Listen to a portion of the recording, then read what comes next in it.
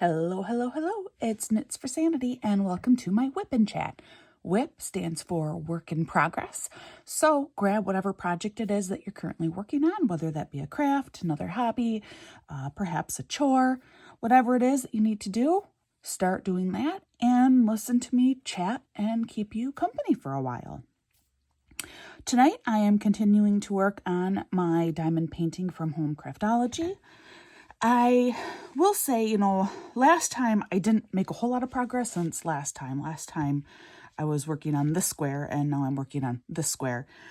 But I did notice something when I was looking at the video from the last WIP Chat.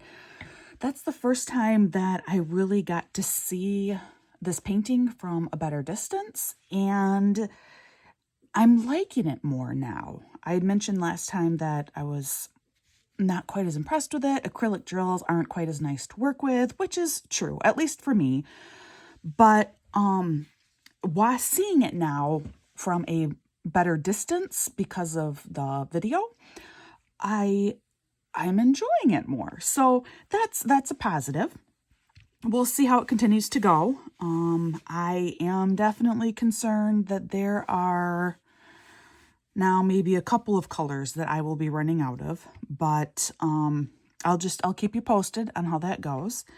But on the whole, I'm actually more pleased with it now than I was before, so that's actually pretty cool. No changes at all in the products that I'm using today, nothing at all. The one thing I will say is this tray I had commented about. This is from Diamond Art Club, but it's not like the new trays. The new trays are very inflexible plastic, and this one there's a little bit of flexibility to it. And this is making all the difference for trying to work with these acrylic drills. But this is the only tray like this that I have.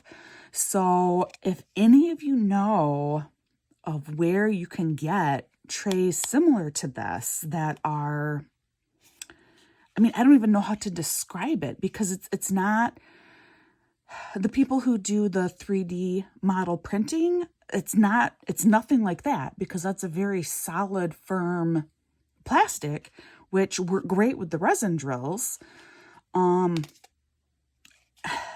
This is a softer, slightly more flexible plastic, but this is the only tray I have. And so if something happens to this one, I'm going to be very, very sad. So I could use some help, guys. If anyone has any idea what I'm talking about, maybe you have one of these from Diamond Art Club, so you know what I mean by it, please let me know. Yeah, because I'm kind of scared. If I lose this tray, I am going to be a very, very, very sad lady. Community question time. Every WIP Chat, I am doing a community question. My last WIP Chat, I did neglect to go over the community question again at the end of the video. So that's kind of my bad. If people did watch it, you probably heard the question and then kind of forgot about it. So this time I will try and remember to circle back around to my WIP Chat question. Or my community question that I do during my WIP Chats. Let's see. What normally I think ahead for what I want my community question to be. Actually, here we go. Do you have any pets? If so, what pets do you currently have? If you don't have any pets right now, have you had any pets in the past? Maybe even, what is your favorite pet that you've ever had? Or have you never, ever had any pets? In our house, we currently have 2 cats that are indoor-outdoor cats. And I do understand, a lot of people are like, no, if you have pets that are cats, they should only ever be indoors. But these are cats that came from the outdoors. And if this is your first time tuning in, we live on several wooded acres, that there is no way we could keep these cats inside permanently. It just, it's not going to happen. Now, the really nice part about that is my cats don't use a litter box. They only ever use the bathroom outdoors. And I've mentioned that before too, I think. So that is huge, super awesome advantage to that. So we have these 2 cats, and then we also have a bulldog. And I've talked about Alfie many times before, and tonight I will be talking about Alfie again. So we have the cats that are, they're very independent. They're still very affectionate animals. They like spending time with their humans and everything. And then we have like the opposite end of the pet spectrum with a creature that he wouldn't survive probably 24 hours out in the wild on his own. Oh, Alfie. I'm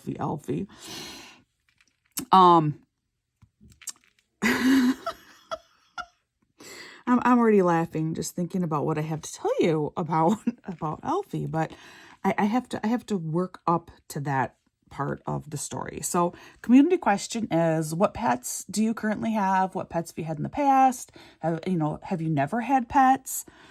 Just relate it to your pets.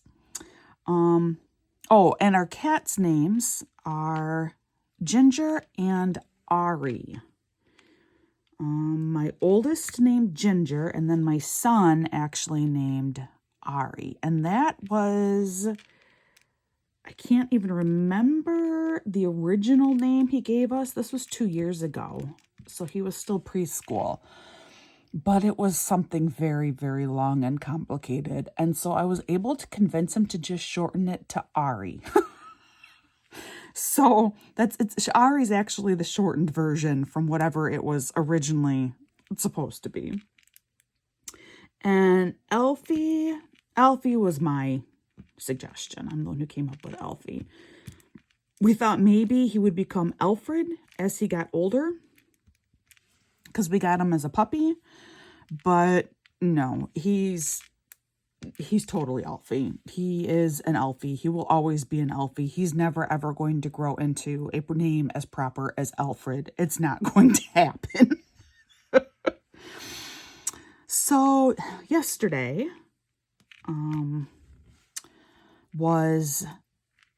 technically it was day 2 of parent-teacher conferences, because Monday night was for the high school, and my oldest does have one class that she takes at the high school, but I couldn't make it to those, so I will try and hit that up tomorrow afternoon. Tomorrow afternoon is kind of like makeup day for parent-teacher conferences. School gets out a couple hours early, and then you can go to your kids' school and meet up with their teachers then instead. At least for middle school, high school. Elementary is a little bit different. You have a designated time and everything that you need to show up. And I had indeed emailed all the teachers at a time and said, look, I have too many of you to see. Please let me know who actually needs to see me. And in the end, I decided that I was only going to go to the teachers who did not email me back, because most of them, there were 13, and I think 7 of them did end up sending me an email back saying, you don't need to see me. Your daughter has an A in my class. Your daughter has an A-. She's doing just fine. You can skip by me. So I thought, well, okay, if they've not responded, maybe I need to go talk to them. Well, then almost all of those people that I went to go see, it was, why are you here? You don't need to be here. I got your email. Yes, but you didn't write me back. Oh, I thought I did. Your email starred. Oh, well, we'll come in anyway. And the girls are all doing fantastic. It's, in many ways, I feel so lucky. I mean, my kids have their struggles, and in some ways they have very substantial struggles, but academics definitely not among them. My kids are all very good at school. And in addition to that, while there have been some social and emotional struggles, my kids are also, at least outside of the home, I'm told, very kind and respectful humans. They are kids who want to help others out, show respect to other people, practice, just general good kindness. And I don't think you could ask for anything more as a parent. I really, truly don't. The other thing that was really cool is my oldest daughter. I've mentioned it a little bit, she's had a rough go of a lot of different things, and to the point that I had actually taken her out of kindergarten originally because she was just too young. And for the social, emotional, academic, she was doing fine, but she was not ready. And we needed to find the right doctors and get her the right supports. And then I put her in later, a year behind, so that she'd now be one of the older kids in her class as opposed to one of the absolute youngest. And she's not by any means like too old. She'll be 14 next week. And she's in the 8th grade here in the United States, which is a totally normal. Kids are usually 13, 14 years old here in 8th grade. So, and then with different surgeries and things like that, she's had a rough time, and she's always struggled to make friends, to find people who are like her and similar. And this year, I mentioned how she had a birthday party she went to a few weeks ago, and her friends were so excited to see her. But what was really neat was I had a couple of teachers. Actually, I only went to talk with 2 of her teachers last night. But both of them that I spoke with have known my daughter now for a little while. One of them had her all of last year, and the other one actually helped her extensively with math when she was in 6th grade and trying to do an online school program, which was horrendous, and has been her track coach for 2 years, and she was her cross-country coach last year. So both of these teachers know her quite well, and both of them commented to me last night that the changes they've seen in her this year have just been remarkable. That she really seems to be coming out of her shell. She's found a good group of friends. Just that she really seems to be coming into her own. That brings me so much joy. When I think about where we came from, where as an infant, she never slept. She was nonverbal for several years. The therapies that we went to, the extensive, just everything. And to know that now here she is, and she's blossomed and matured into this really amazing young teen is just awesome. It's just so cool, and I'm so proud of her. Also, by the way, speaking of this child, she does still have cards available for sale, and that witch card that she designed really is awesome. It's perfect for Halloween. Just a little push. I will actually put up a screenshot in this WIP Chat with basic information again about that card information, and I'll put it in my notes below. She is very talented, and I am so proud of her. And yes, in just a few short days, my first baby is going to be 14. Child number 2 got really glowing reviews. The biggest thing that people commented on is that they do sometimes notice her anxiety in the classroom. There have been some issues that have come up with that, but never, other than with occasion in gym, and I've talked about that, never disruptive or anything like that with the rest of the class. She's not at all disruptive, but she is definitely one of these kids where, I mean, I had at least 3 of her teachers say this exact same thing to me last night, where they see her and it's obvious whether she is skin picking or, doing something else. It's obvious that she is feeling very, very anxious. But then they ask her, hey, Veda, are you doing all right? Yeah, I'm fine. And clearly she's not fine. So I did get into it a little bit with her ELA, English Language Arts, or English teacher last night. And I said, part of it is even just she doesn't know, I think, always what is making her so anxious. Sometimes she does. And when she does, she's been pretty good about advocating. Like when there were storms that day at school and reaching out to the school psychologist, letting her know, hey, I am very terrified of storms and I'm not doing okay. But other times, I honestly think she doesn't know why she is so anxious. And if she doesn't know, then how, what are you supposed to do then? So some of it is trying to, I think, learn and figure out and being able to stop and ask herself, hey, what is making me feel anxious? Is there actually a reason for me to be feeling anxious? And if there is there a way that I can do something to help alleviate the anxiety? Or is there maybe really no reason for me to be anxious right now? In which case, maybe I just need to practice doing some really good grounding techniques or something for a few minutes to kind of bring me back into reality and realize that everything is fine.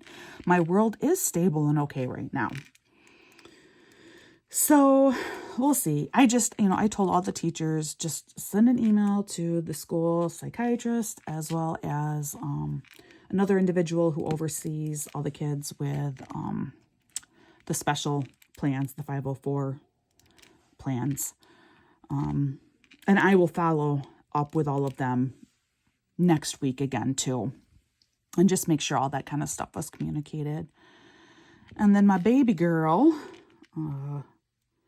who middle school was admittedly, it has been a harder transition than what I had anticipated for her. She still got amazing reviews from all of her teachers. I do feel like she is starting to figure things out, starting to feel more balanced, starting to begin to feel more comfortable with, how the schedule works, beginning to find some people in her classes that she can relate with. Maybe not necessarily call them friends, but at least people that she can be friendly with or be able to work with, familiar faces. I explained to a couple of her teachers that in a lot of ways she's kind of codependent, and that's not necessarily a bad thing, but she is my kid where, she needs to have a partner present for that comfort level. And as long as she has that, then she is an insanely confident kid. But all of her reviews too, obviously her grades are fantastic, but again, just the kindness, just how kind she is. There is one teacher who has all 3 of my girls this semester. And I think she might have, maybe only 2 of them next semester. But the art teacher has all 3 of my kids this semester. The younger 2 are in the same art class, but different sections, so different hours. And then my oldest is in one of the advanced art classes because she took art all of last year too. And of course, that's Sylvia, and she is exceptionally passionate about art. So she has all 3 of my girls, but 3 different hours during the day. And she was saying to me last night, she said, I cannot believe how different all of your kids are. And I'm just like, yeah, believe me, I know. I live with them. She's like, yeah, they are really, really different. She's like, I feel like you have Evie over here, and she's my youngest, And she is super confident and spunky and outgoing and fun and bubbly and just a happy kid, which is true most of the time. And then on this side, you have Veda, who's number 2, and she's really quiet, not quite as confident, but kind, super bright, very observant. And then there's Sylvia, child number 1, and she's somewhere in the middle. And I said, yep, that is accurate. And then I told her, and guess which 2 we make room together?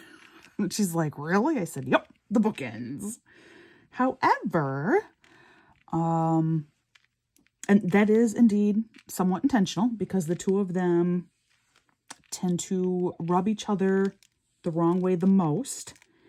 And, we want them to learn how to get along. I mean, that is very, very, very important. And it is a life skill as well as this is your family. These are the people that you will hopefully have in your corner for your entire life. And I got more proof that that's working too last night. So daughter number 3 is in the same math class as daughter number 1. I've talked about that before. And she's doing fine. I mean, no real problems there or anything. But then one of daughter number 2, one of her best friends, is also in this math class. And so for him, he's like in a math class 2 years ahead. My oldest daughter's in a math class 1 year ahead, and my youngest daughter's in a math class 3 years ahead. So in this class, you have a 6th grader, 7th grader, 8th grader. My 8th grader is my daughter, and the 6th grader is my daughter. And then the 7th grade boy is my 7th grade daughter's one of her best friends. Well, when I was talking with the math teacher last night and just asking, hey, does Evie still sit by so-and-so, this boy? She said, oh, yeah. And in fact, she always saves a seat for him every day. And I said, oh, that's good. Because Evie has worked with him in the past on an Odyssey of the Mind group. She knows him. He is a little bit younger too. He's only 14 months or whatever older than her. But then the teacher actually said, well, and I really appreciate that because quite often this little boy, I mean, he's 7th grade, but he is still actually pretty little. He's a cute kid. He has a tendency to get really worked up and frustrated and overwhelmed really quickly. And Evie tends to know how to talk him through that. And I just chuckled and laughed to myself because what he's exhibiting is a lot like Veda. And so, yes, of course, daughter number 3 would know how to talk through things with a child who tends to get overwhelmed real quickly because she deals with it at home all the time. So see, that rooming situation is working out.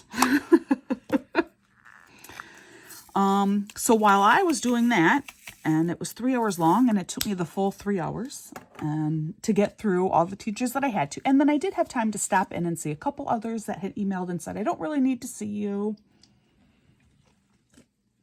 But I did pop in because I had the time and there was not a line at that point for that teacher just to say hi and stuff. And, they were very pleased with that.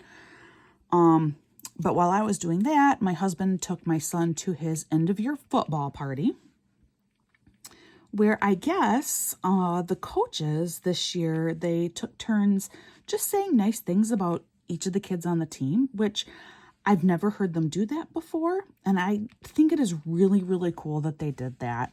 My husband just said that Havelock was told that he was a very good listener and very kind and always willing to help out. So really sweet stuff. And I'm kind of bummed that I had to miss it. My son had a great time. By the time I got home a couple hours later, my son comes up to me and he says, I think I have a fever. And I'm looking at him and his eyes are all droopy. And I feel him. And I'm like, yep, I think you do too. My husband, he missed it. Dads sometimes do, and that's okay. It's all right. And it came on fast. You know, I know it came on fast. So then that went for a hunt around the house trying to find our thermometer back. At one point in time, especially when the girls were little, we had like 3 thermometers, 3 kids' thermometers. Very accessible. Well, about a year ago, the last one that I could think of that we owned finally bit the dust. I don't remember what happened, but I do vaguely remember having to get rid of it. And so I couldn't find anything else. I did finally find one thermometer, but the only thing it does is it will either blink. It will either be a steady green light saying temperature's okay, or it blinks red to let you know, oh, temperature's too high. It doesn't give you a temperature. What good is that kind of a thermometer? So I had my son use it, not knowing how, not realizing that all that it was going to do was blink red at me. Gee, thanks. I already knew my son had a fever. So I guess we're going to have to get a new children's thermometer, or just a new thermometer in general. I say children's, but just a thermometer in general. So that meant our house is super tiny. Talked about that before. And normally, son sleeps in the upper bunk of my oldest daughter's bedroom. Like, really, my son does not have a bedroom. He just has an upper bunk.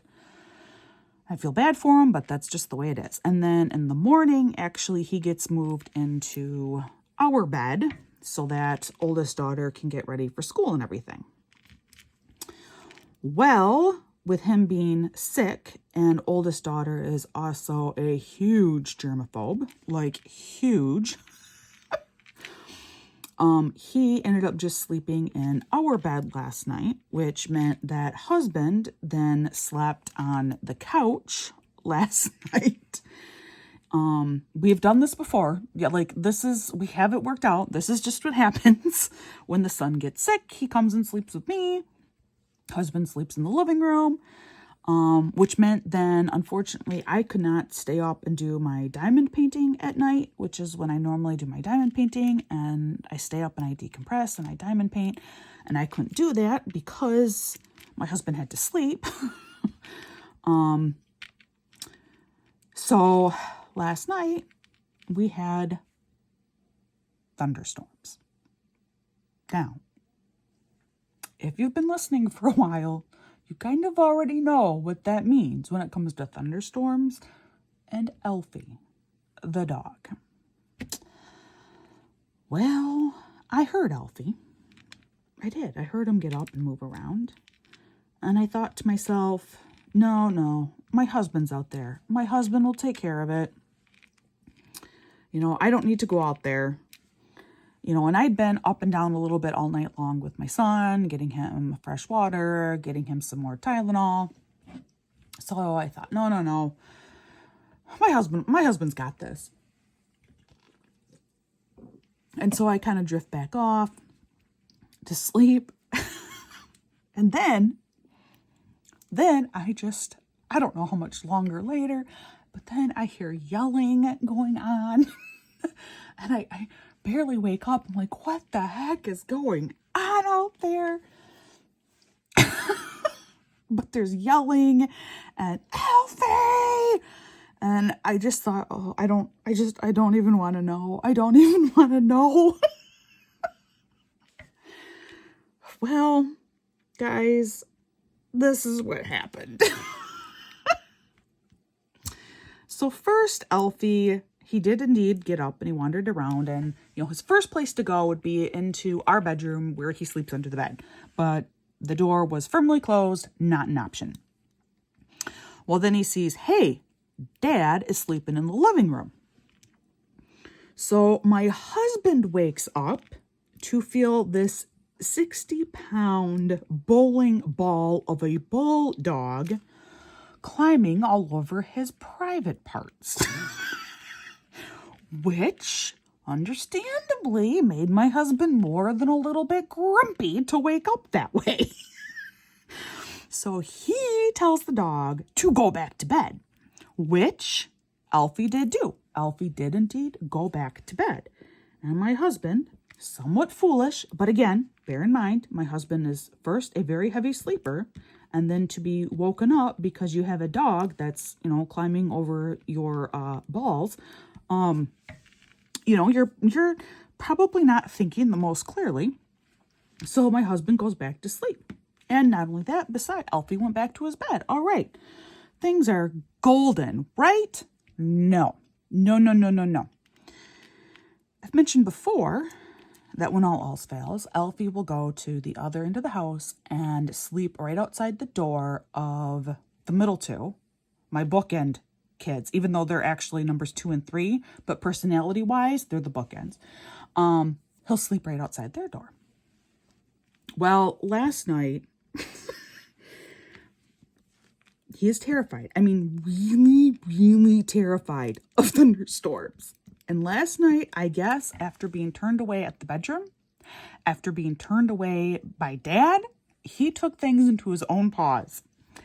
And he went back to the girls' room and he broke down their door.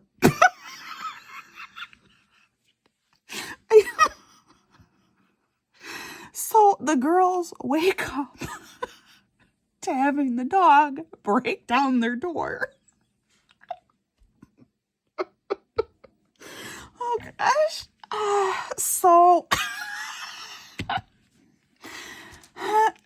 after that happened, I decided that maybe I better call the vet and say, my dog needs some crazy pills. So that's what I did. I actually sent an email because I thought this is not an emergency and it's going to be easier. I do much better if I write things out in explanation. So versus me trying to explain it to just a receptionist on the phone, I thought, no, I'll just send an email. This is not an emergency. So that's what I did. I sent an email explaining that Alfie is terrified of storms. And when I say terrified, I mean terrified. Last night, he broke down my daughter's door. Help. We need some doggy Xanax or something.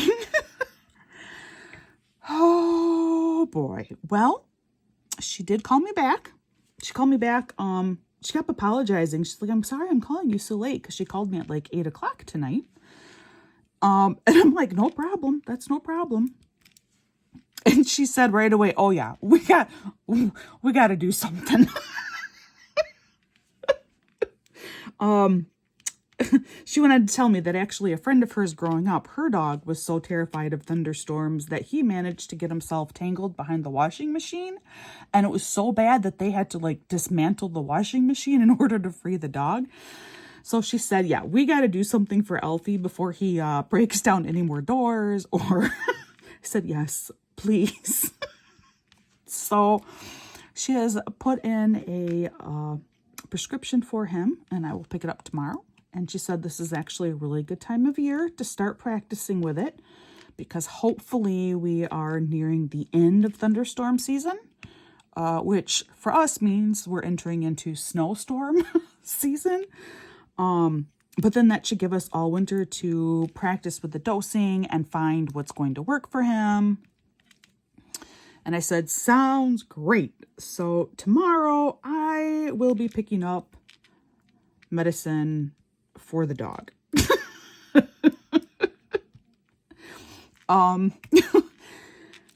In the meantime, it's another home repair that needs to be done that we can't afford to do. Just pile it on. Just pile it on, right? It's so that's my most recent Alfie story, and why I asked all of you to tell me about your pets for the community question tonight. Son's parent-teacher conferences were tonight. He also got glowing reviews. And I feel like my kids' teachers really do genuinely like my children. I understand that teachers may be more keen to just be like, oh yeah, your kid is great, and maybe not necessarily think so, but I definitely get the impression that no, they really do seem to like my kids, and my teacher's son really does like him a lot. He participates. She says he does talk a lot, but he's gotten very good about listening during instruction time. So it's not disruptive talking, which I was concerned about. So I'm like, okay, that's great. Good. That relieves me. I was very worried about that. So he got glowing reviews too. And he is also healthy now. I gave him another dose of Tylenol in the middle of the night because he woke up again complaining and was very hot.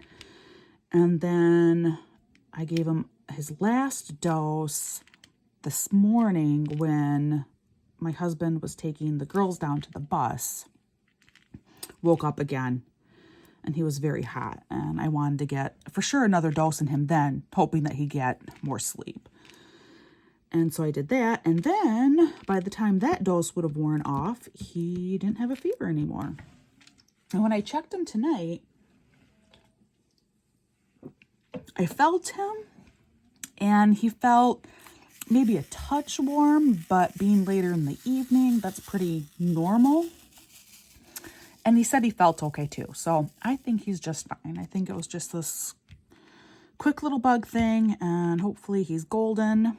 And because he hasn't had a fever, it'll be about 24 hours by the time he'd go to school tomorrow morning. So I plan on just sending him to school tomorrow.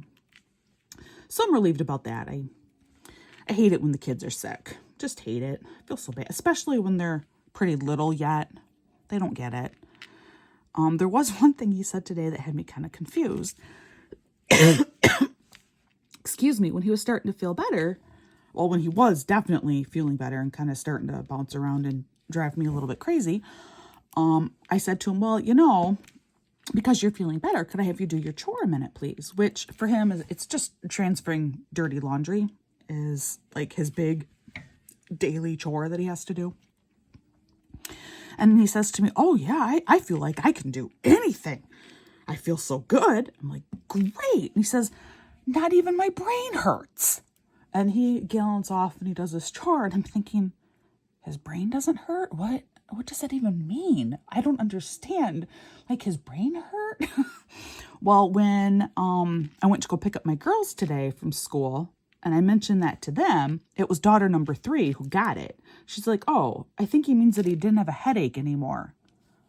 Oh, yeah. Duh. Yes, of course. That's definitely what he meant. So kudos to the 10-year-old for putting together what her brother meant. And it's, yeah, absolutely. How else would you think to describe it, I guess, when you're in the first grade? My brain hurts. I have a headache. Okay, there you go. So my son's brain doesn't even hurt anymore, guys. So he is definitely doing better. Oh boy, oh boy. So it's been an eventful day around here. And like I said, now we got a broken down door that, but it really, I mean, guys, our house is falling apart. It's, oh my word. Oh, it's so bad. Oh, actually kind of along that line. So again, if you've been listening for a while, you know that I ended up having to quit my job toward the very end of winter. Just due to mental health. And in fact, it was yet another extreme autistic burnout for me, which I learned a few years ago now that I am autistic, and that discovery was, it was like the piece of the puzzle that finally tied everything together. But at the same time, it was realizing that, oh, so this is just the way that things are. It's hard. It's hard to explain, and it's still a very emotional topic for me. But what happens with autistic burnout, and I think most particularly with women who have spent their whole lives learning how to mask, which is when I'm with a group of people, it is a very overwhelming experience for me. I spend the whole time watching what everyone is doing, listening to what everyone is saying, watching their mannerisms. I am taking everything in to try and figure out how I am supposed to behave in that situation. And it is exhausting. And then so much of the time, I still get it wrong. I still say something wrong, and I don't even know what I said wrong, what I did wrong. I don't know. And so when you are working a job and you spend the whole time masking and you spend that whole time, just taking everything in, when you spend the whole time performing, it's too much. And you reach a point where you become broken.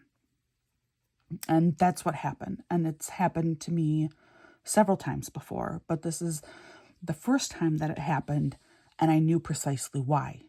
I could recognize why. It's like, okay, no, this is autistic burnout. And so that's when my husband and I talked, and he's like, no, you need to quit, and then you need to take time to heal, to truly, truly heal. And I love him dearly for that.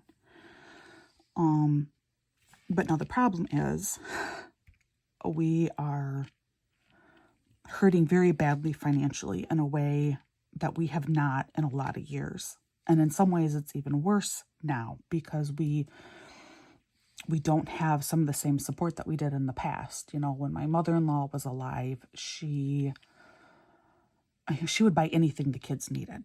And as you know, kids are insanely expensive. The kids needed clothes. She loved buying them clothes. The kids had different fees for sporting, well, no, not sporting events, but like book order stuff at school.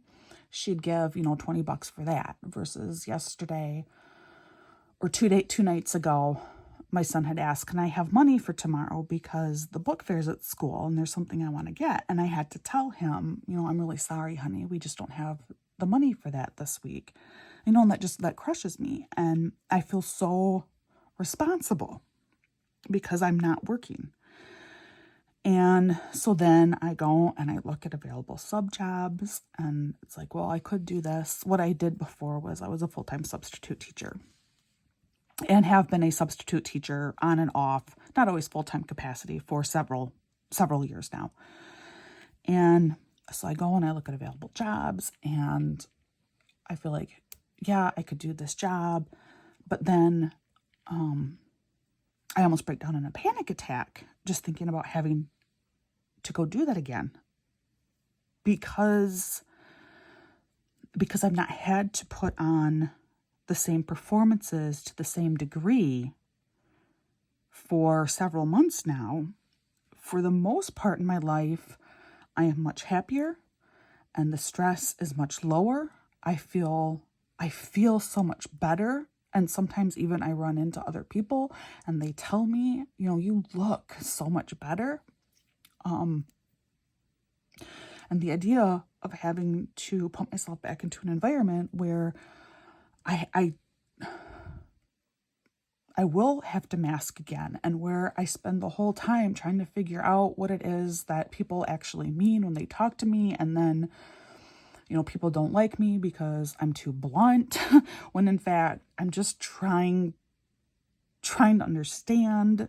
It's hard to explain, and it's painful and it's confusing. And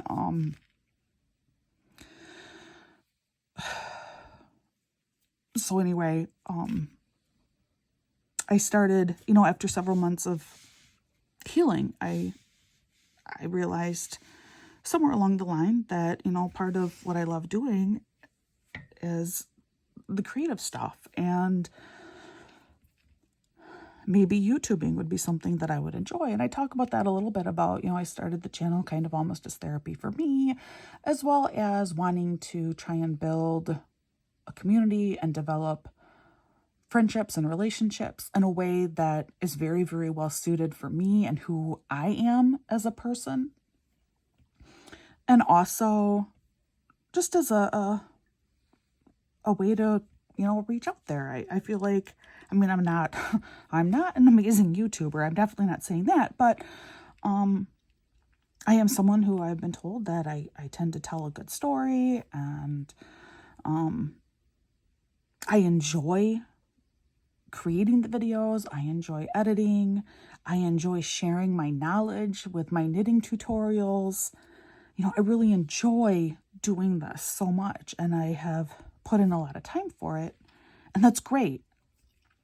But it comes back to, you know, I'm not actually helping my family. I'm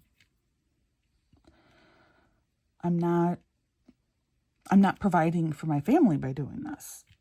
And I don't know where that leaves me. And I don't know what I'm saying. I know that by and large, I am happier and healthier now than what I have been in a very long time. But I still struggle with those feelings of being a failure. And when people are like, oh, there's the right job out there for you, I feel like, really? Have you tried? You know, because my talent's like, I'm very good at writing. Do you know how hard it is to find a paying writing job? And not just like a, you know, one time here's $100, but a steady employed writing job, especially for someone like me, who I've been in and out of employment my entire adult life for various reasons. I also have 4 kids. All of them have different special needs. All of them require doctor's appointments that are all over the state. Knitting, you know, people are like, oh, you're such a marvelous knitter. Yeah, do you know? And I do sell some things. People do commission me to knit things for them. But the profit it's nil. And I don't think people really understand that either. It's like if I were to charge you even minimum wage for my time, you would be blown away and you'd say, you're kidding me, right? I mean, a $75 to $100 shawl would quickly become a $500 garment that nobody would ever purchase. So it's like, no, there is no money there. And I'm angry because, of course, I grew up in an era during the 90s where things were great and people are like, do what you love and the money will follow. And now I realize that's a lie. That's a lie. And here I am as an adult, and I am not providing for my family, and we are struggling. You know, I started my YouTube channel, which was great, and I had my husband's full support, and I still have his full support. I mean, he wants me doing this, and I had some money set aside so that I could get some of the craft stuff initially that I could do and I could share with all of you. But I mean, that's now gone. I don't have that money left anymore. I do have a couple more unboxings of things left that I am still really, really excited to show you guys. But it's stuff that I've now actually had for a while and have just been waiting to do the unboxing, and you'll understand why when I do the unboxing. So, I mean, like, I really did plan and think ahead for doing this. But guys, I don't know.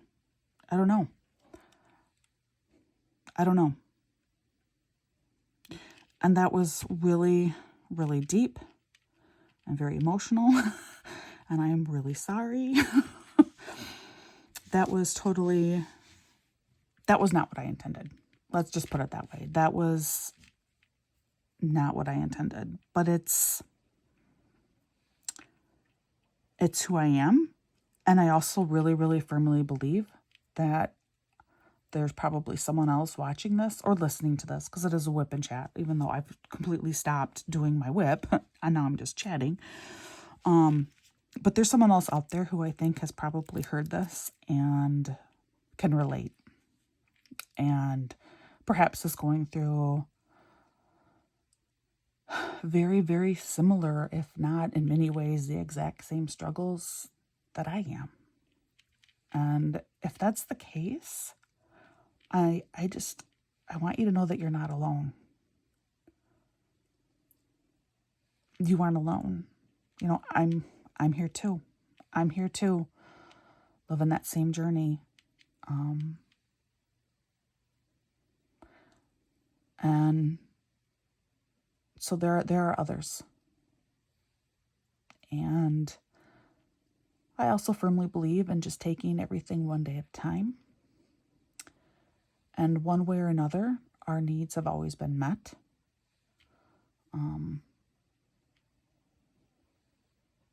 Our absolute most important needs have always been met. Which part of this comes from another realization we had. We have to change health insurance companies, which freaks the heck out of me because of the medical needs in our family. I'm very concerned about that. So that's part of the reason why I think this whole conversation was spurred too, was because of this health insurance change that we've not had to deal with in the 14 years that my husband has been employed by the state. So anyway, I hope that even though this became very deep, very emotional, I hope it did something for someone out there. And if it did, then I'm glad. If at the very least, if now you're like, hey, this is another woman whose story I can identify with. Sometimes that knowledge is enough power to get you through. And I firmly believe that knowledge is power. And having a support network, a team, even if you don't know each other physically, but only virtually, that is still a support network. And that's the kind of thing that it's going to help you get through.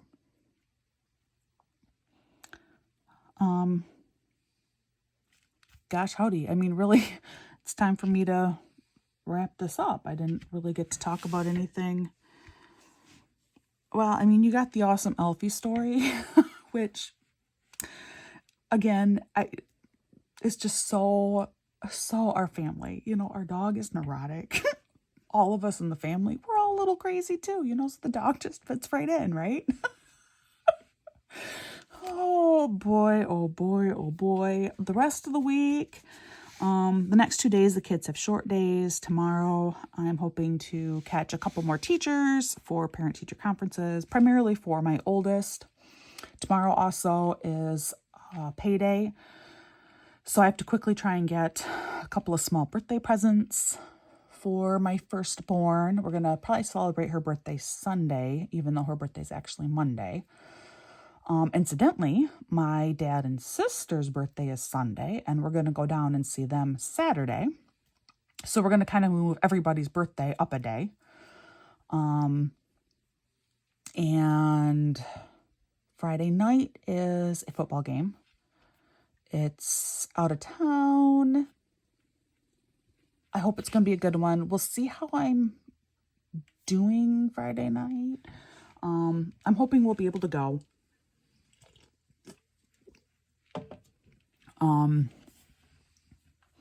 And I hope the boys win, especially after the loss that they suffered last Friday.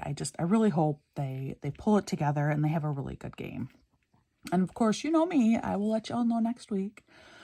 And I do have an unboxing that I will be doing for you sometime later this week that I'm really excited about. And I have to do this unboxing. It feels early, but I really need to do it now because if you want to get this, then you're going to have to get on top of it and get it sooner rather than later. And again, as a reminder, I am not an affiliate with any kind of company, be it diamond art or yarn or anything knitting or diamond painting related. So my reviews are very honest, sometimes very blunt with my honesty. And again, I have no problem with people who do become affiliates with companies. If it's a company that you really believe in and you like what they stand for and you think the product is great, why not? Absolutely go for it. I have no problem with it. But for me, I really do like being able to not feel any kind of pressure from anyone, that I can just say and point out everything about something. So that's kind of how I like it. If that is something that you appreciate too, in my notes, I do have a link for both buying me a cup of coffee as well as a link to my, how to look at my PayPal. And any money that does happen to come in for the channel is all money that will be put directly back into the channel for you guys. So that's an option too. Otherwise, just a repeat of my community question from the very beginning, which is, what pets do you have? Or what pets have you had? Just tell me about pets. I want to hear about pets. And because it is a community question, I do encourage you to look over other people's answers as well. Like I always say, maybe you'll find a new friend. That's part of the reason why I'm doing this. It's part of the reason why I started this, is wanting to develop a community. And so definitely read through other people's answers. Otherwise, that's all I have for tonight. And thank you. Just thank you for listening. Thank you for tuning into my channel. I really appreciate it. If this is something you like, please consider subscribing, liking my videos and my notes. I list several ways that you can help support my channel. Any of them are always, always deeply appreciated. As always, please be kind to everyone around you. You never know what people are going through. And I hope you have a wonderful day. And I hope you feel loved today. So, until the next time, I'll see you again real soon.